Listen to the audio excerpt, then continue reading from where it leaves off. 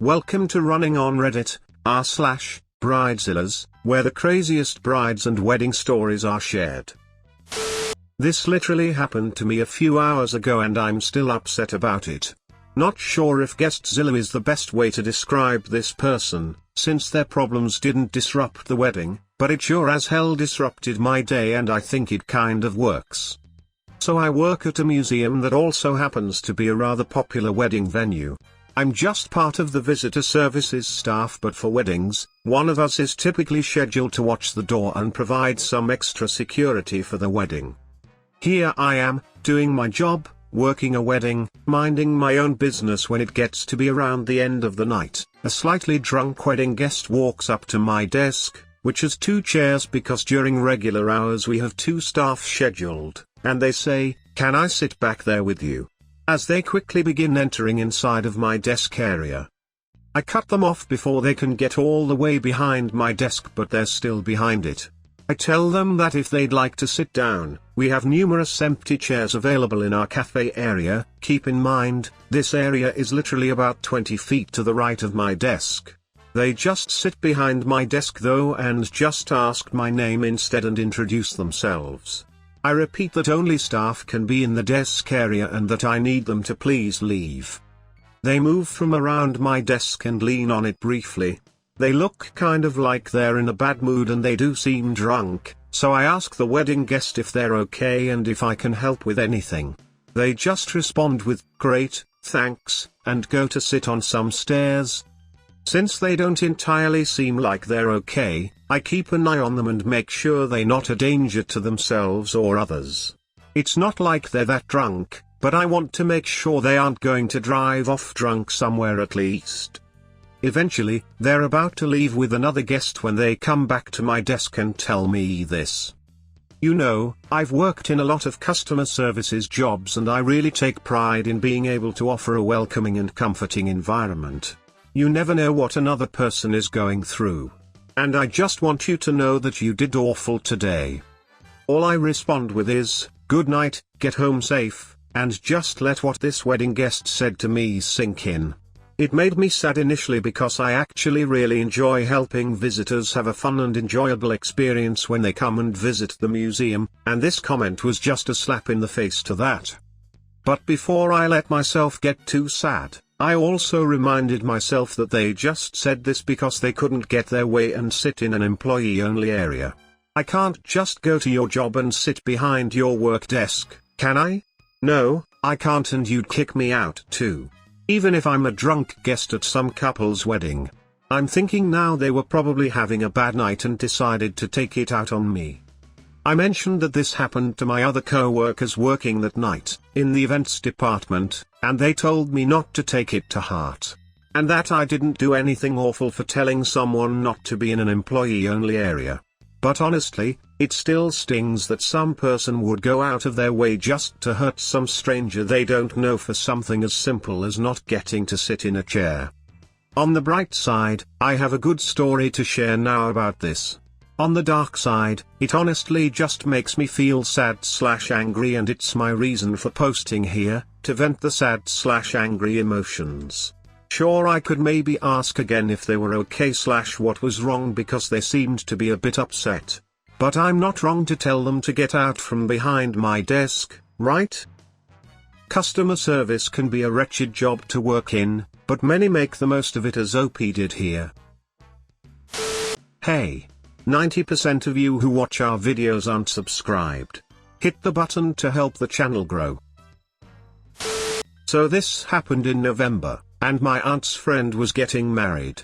So we went. My stepmom and aunt drove down to the Bachelorette party thinking they could have some fun. They had no clue. When they get there they talk to some people and catch up and sit to eat dinner. Everything goes downhill from there. They sit down and my aunt, she's paying for it, sits down. Everybody contributes some money to her. The bridesmaids only gives $20. That will be important later. Then they start to order the food. When the waiter comes, she literally complains to the point where the waiter decides to just submit. She had to have a completely different vat of oil to be fried in, because she was on a diet. When the food comes, The bridesmaid Zilla immediately starts complaining. When she sees her food, she no joke, cries. My aunt asks, "What's wrong?" She says, "I don't eat fried food," and just cries. Then, when her side comes, she freaks. "What is wrong with this food?" she demands. "Nothing," says the waiter. "There are cooked carrots in it," she says loudly. "We're sorry ma'am," the waiter says. "I cannot eat this," she says. That's not the worst. Remember how she contributed $20? Freaking champagne comes.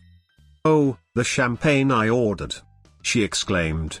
This bridesmaid Zilla ordered champagne, and gave the person paying for it $20.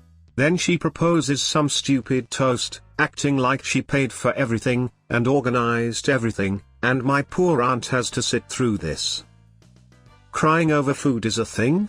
The bridesmaid made the conscious choice to eat at a place which cooks fried food, despite being on a diet. What the duck?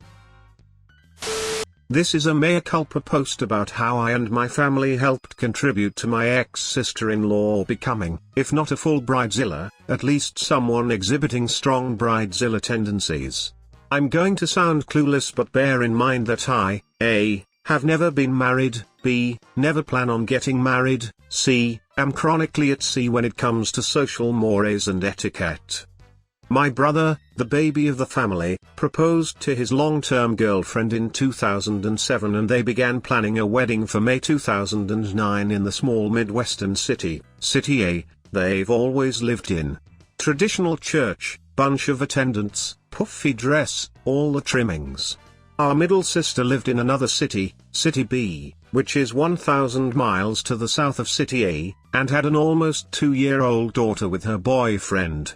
I was in City C, which was way the duck far away from cities A, B, and most importantly City F, where my mom and her husband lived. I need a minimum 750-mile exclusion zone between us to create a safe space for my own comfort. Not that it's super relevant, but cities D and D are where the two last siblings reside. Sometime in February 2009, I might be off on the dates, but it's reasonably close. My sister and her on-again off-again fiancé got engaged, again. Only this time, they set an actual date for a wedding in City B for April 2009, 3 weeks before my brother's May 2009 wedding in City A. I swear on both on my dad's graves, he has too. It's a long story, that I was genuinely clueless about why my future sister-in-law was upset. I thought it was more because my brother was going to have to travel for a few days for my sister's wedding, and that she was being selfish and trying to claim a wedding month. I have since lurked here enough to know now how crappy my sister's wedding date choice was, but it really didn't register at the time why it was so bad. I even thought maybe my future sister-in-law was worried about money, so I called multiple times offering to book a free ticket using my miles. I was traveling across the country weekly back then, and pay for her hotel in City B. I imagine she felt like she had no choice but to accept after I kept putting her on the spot. I remember my sister-in-law was testy at my sister's wedding, and it annoyed me.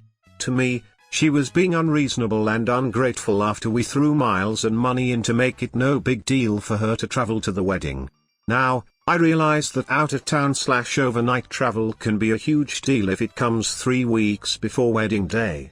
It probably cut into wedding-related planning, prep, or other events.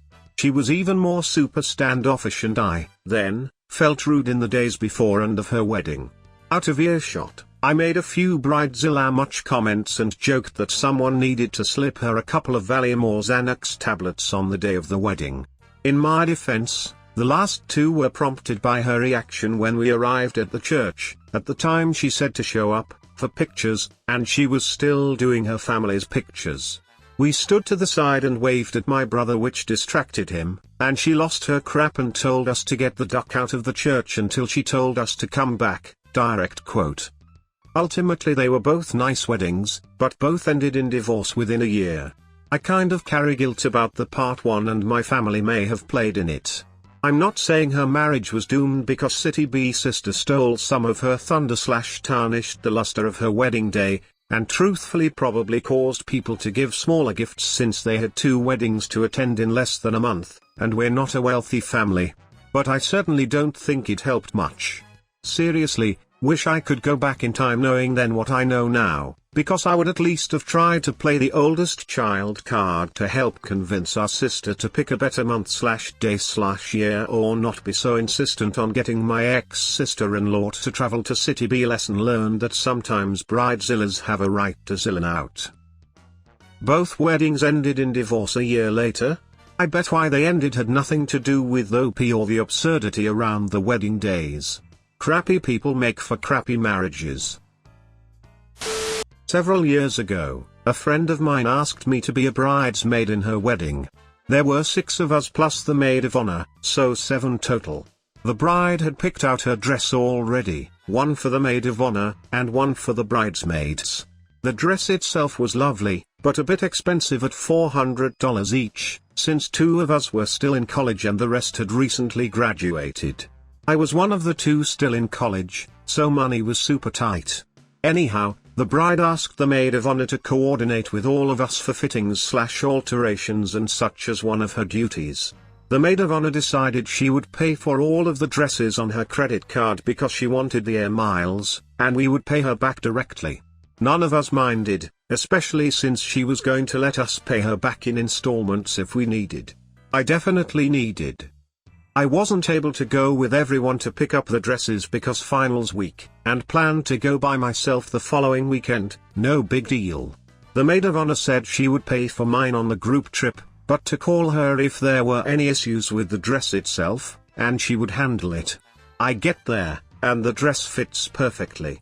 The shop owner scoots off while I'm changing back into my street clothes, since she has another client coming in but confirms we're all set.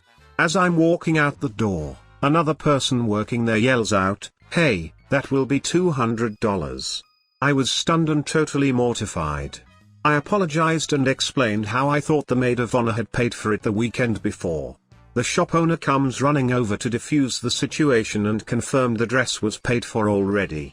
I turned to walk out and suddenly realized she said $200, and not $400. Long story short, the dress was only $200. When I confronted the maid of honor about it, she spilled the beans. Apparently, the bride and maid of honor plotted together to charge us double to help pay for the bride's dress.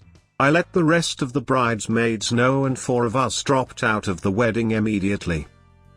What we have here is a criminal, not just a bridezilla.